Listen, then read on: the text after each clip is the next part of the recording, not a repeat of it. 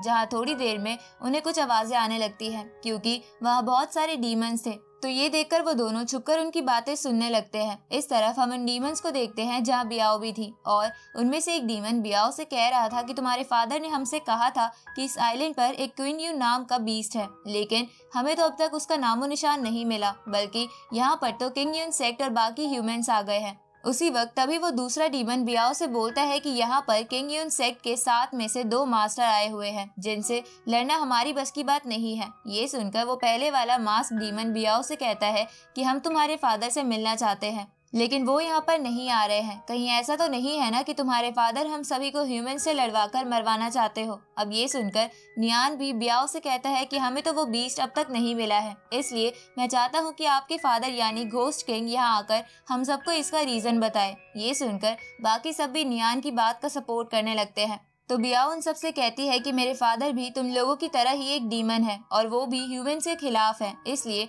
वो तुम लोगों को धोखा देने की सोच भी नहीं सकते हैं।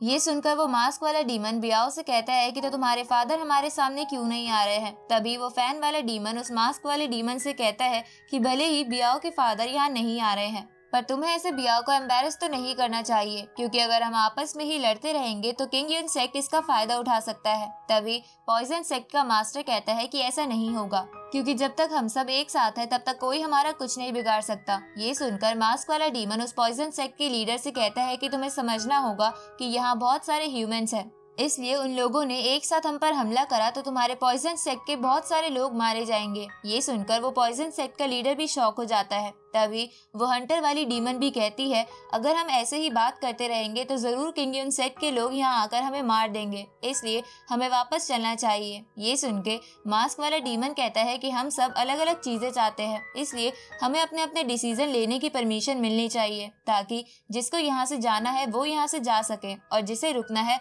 वो रुक जाए। ये सुनकर बियाओ को उस मास्क वाले डीमन पर शक होता है और वो उससे पूछती है कि तुम कौन से सेक्ट से हो जो तुम सबको भड़का रहे हो, जिस पर वो मास्क वाला डीमन कहता है कि मैं बस एक आम डीमन हूँ और किसी सेक्ट से बिलोंग नहीं करता। ये सुनकर बियाओ उस पर अटैक कर देती है, तो वो डीमन बियाओ के अटैक से बचने के लिए इधर उधर भागने लगता है, जिसे देखकर बियाओ कहती है कि ये मूवमेंट्स डीमंस के नहीं हो सकते, तो तुम जरूर एक ह्यूमन हो। ये सुन के वो मास्क वाला बंदा अपनी स्वॉर्ड बाहर निकाल लेता है और एक फॉर्मेशन बनाकर बियाओ को रोकने लगता है। अब उस फॉर्मेशन और स्वॉर्ड को देखकर बियाओ समझ जाती है कि वो बंदा किंग यून सेक्ट से है और यहाँ डीमन बनकर उन सबकी जासूसी कर रहा था, इसलिए बियाओ उसे पकड़ने के लिए उसके पीछे पड़ जाती है। इधर शियाओ फैन और जोई को भी पता चल जाता है कि ये बंदा किंग यून सेक्ट से है, इसलिए वो लोग उसकी मदद करने के लिए बियाओ का पीछा करते हैं। इधर बियाओ उस बंदे का पीछा करते हुए उस पर अटैक करने लगती है, लेकिन वो बंदा बियाओ के अटैक से बचकर उसे दूर कर देता है। तो बियाओ उस पर अपनी बेल्ट्स का इस्तेमाल करती है,